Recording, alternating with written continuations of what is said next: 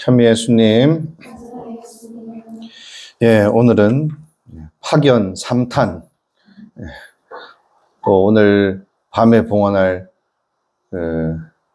성시간에서도 이 내용이 이어지는 내용입니다. 그래서 사실상 이 예수님께서 제자들을 파견하시면서 하신 말씀만 가지고 이번 주 내내 우리가 이렇게 묵상을 하고 있다고 보면 됩니다.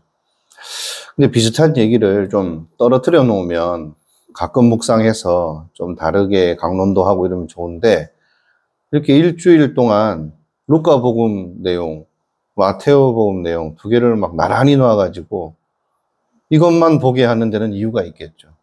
예. 그만큼 더 깊이, 더 다양하게 여러 가지를 묵상을 하라는 뜻이겠죠.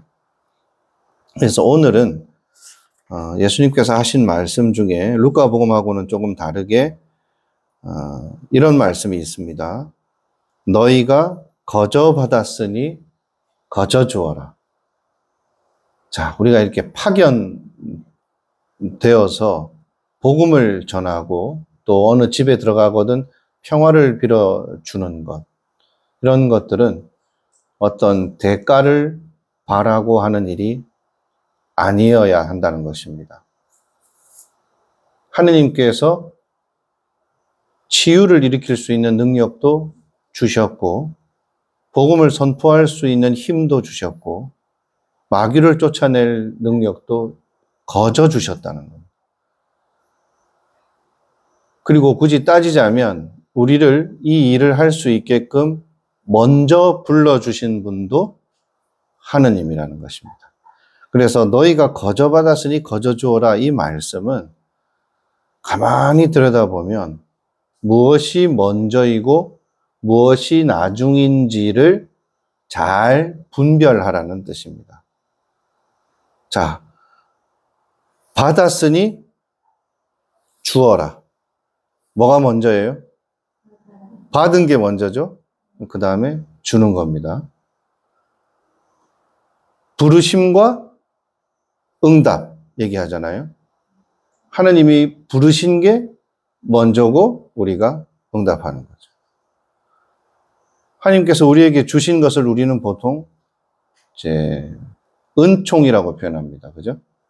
그래서 은총이 먼저이고 자유의지가 거기에 응답하는 것이죠. 그리고 흔히 우리가 공과 사를 구분한다, 이런 표현을 많이 씁니다. 공사 구분. 이게 무슨 얘기일까요? 공적인 것과 사적인 것. 그러니까 공동체를 위한 것과 나 개인을 위한 것을 놓고 뭐가 먼저다? 공적인 것이 먼저이고 사적인 것은 뒤로 미룰 줄 알아야 된다. 물론 나 자신이 소중하지 않다라는 뜻은 아닙니다. 우리가 수도 생활을 하면서 하느님의 일을 함에 있어서 본당을 맡은 사제는 본당에서 내가 해야 될 나의 직무, 내가 져야 될 책임이 우선이, 그 다음에 나를 챙기죠. 여러분들도 마찬가지죠. 어떤 소임을 받거나 수녀원 안에서 어떤 역할을 하게 되면 그 역할을 최선을 다해서 내가 애덕으로 우리 공동체를 위하는 마음으로 잘 하려고 노력을 해야 되겠죠. 그런데 문제는 이 잘 하려고 하는 노력, 이것 다음에 오는 것이 또 있다는 것입니다. 그것이 무엇이냐? 너희가 거저 받았으니 거저 주어라 한 것처럼 결국 내 소유가 아닌데 내 것처럼 여기면 어떻게 되겠어요? 내 거야! 그럼 거기에 집착을 하게 되죠. 마찬가지로 자, 공과 사 했을 때 공이 먼저이고 공적인 것을 더 최선을 다하고 열심히 다 한 것까지 좋았는데, 다 하고 나서도 우리가 놓치지 말아야 할 것은 이것을 잘했다고 칭찬받고 그죠? 인정받고 그런 것들을 받고 싶은 거예요. 그런 것들을 가지고 싶은 거죠. 그래서 공적인 일을 통해서 내 개인이 뭔가를 가지고 싶은, 소유하고 싶은 그런 쪽으로 또 나아갈 수 있어요. 그래서 끝까지 깨어 있어야 돼요. 여러분들 어제 미사 마침 성가 노래 잘하시잖아요. 그죠?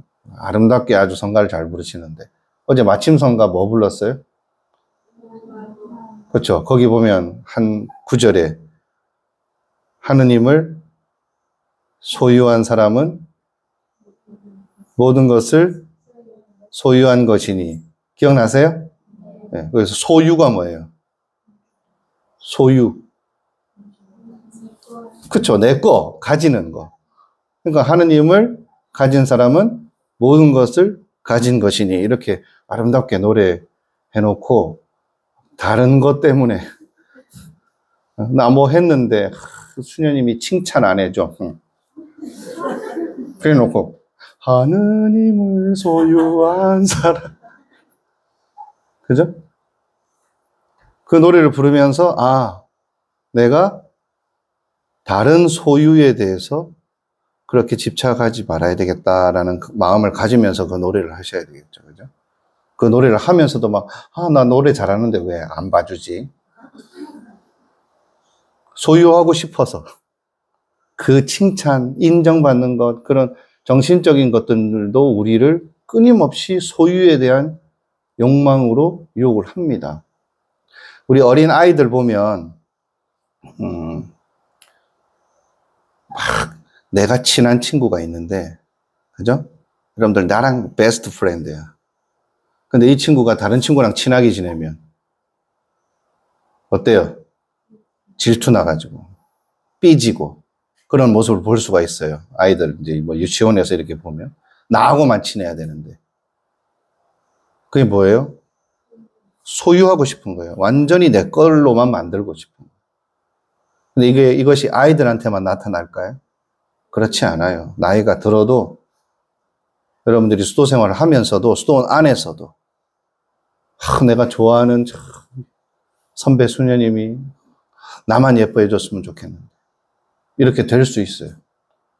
같이 수련받는 이런 동료, 친구 수녀 중에 친하게 지내고 싶은 수녀가 있는데 이 수녀가 다른 수녀랑 친하게 지내면 괜히 막 기분 안 좋고 그렇게 되면 심지어 어떻게 돼요?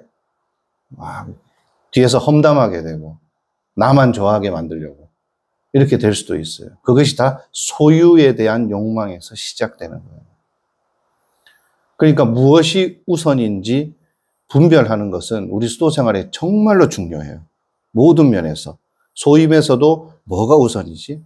때로는 기도가 우선이고 소임을 밀어놔야 될 때가 있지만 어떤 때는 내가 소임을 챙기고 기도를 잠깐 밀어놔야 될 때도 있겠죠. 그때 정확하게 최선을 다해서 잘 분별할 수 있어야 돼요. 자, 잘 분별한다는 것은 뭘까요? 하느님 앞에서 깨끗한 양심으로 판단한다는 거예요. 우선순위를 잘 분별한다는 것은 그래서 좋은 양심을 가지는 것과 깊이 관계가 있어요. 양심이 삐뚤어져 있으면 어떻게 되겠어요? 나한테 유리한 것이 옳은 거야. 내가 하기 싫은 건 안 해도 되는 거야. 그래서 삐뚤어진 양심으로 분별하게 되겠죠. 그래서 분별을 잘하려면 좋은 양심을 가지고 있어야 돼요. 그래서 좋은 양심을 가지고 있고 좋은 분별을 하게 되면 그때부터 우리 안에 건강하고 좋은 가치관이 자리 잡게 돼요. 삐뚤어진 가치관, 막 소유하고 싶은 거 다 소유하고 나를 먼저 챙기고 그러면서도 내가 옳은 것처럼 나는 그래도 되는 것처럼 뻔뻔해지면 우리 수도 생활은 이제 하느님의 소유가 되지 못한 거예요. 우리가 어제 노래할 때 하느님을 소유한 사람은 모든 것을 소유한 것이니 그렇게 노래했지만 결국에는 우리도 하느님의 것이 되어야 되는데 하느님의 것이 되지 못하는 거예요.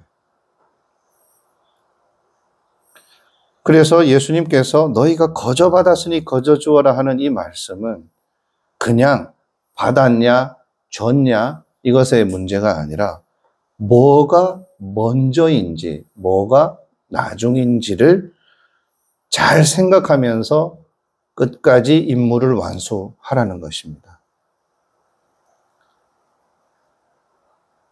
내가 받은 것을 내 것이라고 착각하는 사람들, 물질뿐만 아니라 이런 모든 정신적인 것들, 다른 사람으로부터 내가 누릴 수 있는 이런 모든 소유의 욕망과 관련된 모든 것들을 제대로 털어내지 못하고 정화하지 못하게 되면 이 복음을 전하는 임무에서 어느 순간에 잘못된 분별력을 가지게 되겠죠.